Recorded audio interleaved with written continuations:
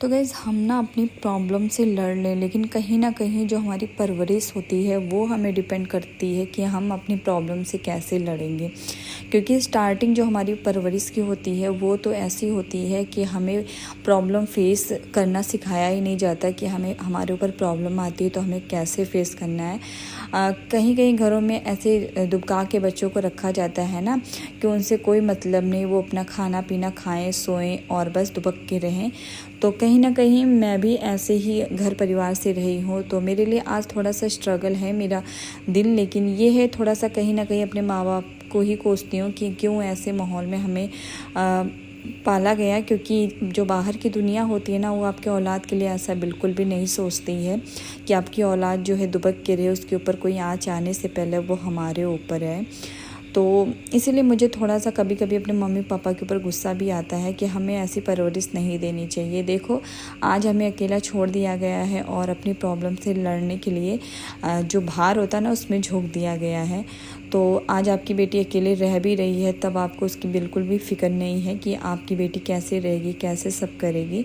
लेकिन वही जब आपके साथ होती है, आपके घर होती है, तो आप उसको दुनिया से इतना बचा के रखते हो कि वो किसी से नज़रें तक ना मिला पाए। तो आप लड़कियों को बचाओ, सेफ़ रखो, लेकिन इतना नहीं कि वो उसको कमज़ोरी बना दो ताकि दुनिया वाले उसको कमज़ोर ही समझें। तो मैं अपनी प्रॉब्लम से तो लड़ती हूँ, नो डाउट कि कभी भी हारती हूँ, लेकिन अपनी प्रॉब्लम देख के कभी कभी मुझे लगता था ऐसा कि मेरी प्रॉब्लम बहुत ज़्यादा बड़ी है। लेकिन सच बताऊँ ना तो आज मैं घर के बाहर गई बस ऐसी छोटी मोटी शॉपिंग करने के लिए।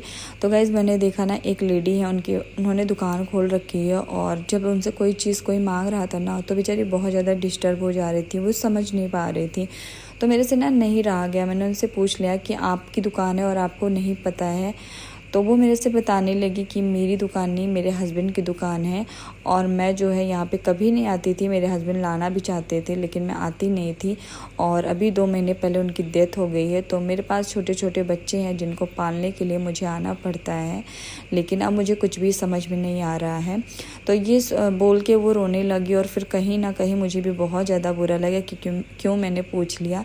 लेकिन फिर उनको देख के लगा कि यार ऐसे भी लोग हैं दुनिया में जिनके दुख कभी ख़त्म नहीं होते हैं।